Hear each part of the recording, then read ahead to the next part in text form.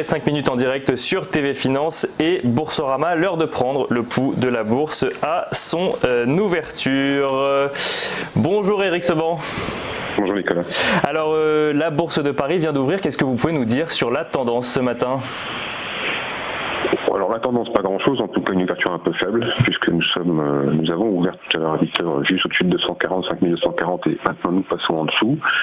Bon, 5240, je pense que vous êtes habitués à ce niveau, on en parle depuis un bon moment ensemble, c'est le support du range dans lequel évoluait le marché entre avril et octobre l'année dernière. C'est le niveau qu'on a franchi avec un gap haussier après avoir buté dessous lorsque depuis le début de l'année on montait. Donc 1er mars, boum, on est passé au-dessus. Depuis, on se maintient au-dessus. Alors bon, par rapport au plus haut de l'année, 5600, on a eu un deuxième retracement un peu plus marqué, mais toujours sur cette zone 5240 qui tient. La semaine dernière, quand on se parlait mercredi, je vous disais que c'était une séance peut-être un peu pour rien, parce qu'on n'avait pas beaucoup d'indications, et puis on a été servi, puisqu'on a ouvert et on a fermé au même endroit.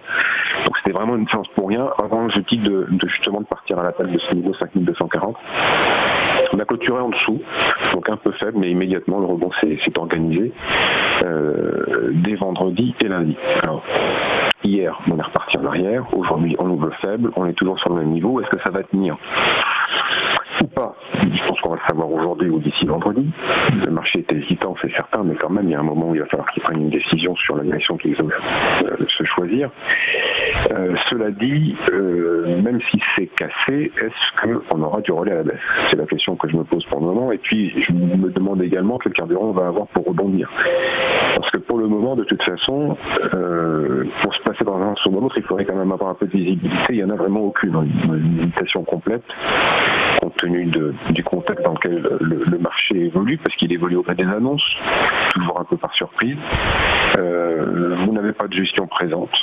Elles ne sont pas plus présentes maintenant qu'elles ne l'étaient précédemment, pour une raison assez simple, c'est que si maintenant dans ce second retracement, elles ont la possibilité d'acheter, elles ont le temps pour ça. Le précédent retracement, c'était fin mars, et ça s'est passé tellement rapidement qu'elles n'ont pas eu le temps de faire leur marché pour reprendre la tendance. Donc là, elles ont le temps, mais est-ce qu'elles ont l'envie? Pour l'instant, elles ne montrent pas qu'elles ont l'envie, parce que justement, le contexte ne les amène pas à pouvoir bénéficier de la visibilité nécessaire pour pouvoir entreprendre des achats, ou en tout cas bâtir des stratégies haussières. Donc pour le moment, c'est un peu la confusion. Le marché tient sur 5240, c'est une chose. Si le CAC va-t-il avoir du relais à la baisse? Je ne fais pas ce pari, sans une nouvelle pour catalyser, je ne fais pas ce pari, il n'y a pas de raison pour le moment, la volatilité n'augmente pas fortement. Et puis surtout, ce qui m'embête plus, c'est que ça peut peut-être encore durer un petit moment comme ça. Bon, ça c'est un scénario, je l'évoque, mais j'espère que ça ne va pas se produire. Et comme vous avez de plus en plus d'hésitations qui se transforment un peu en méfiance maintenant, il se peut en effet que les échéances commencent à se tarir. Donc là, ça serait vraiment pas bon pour le trading.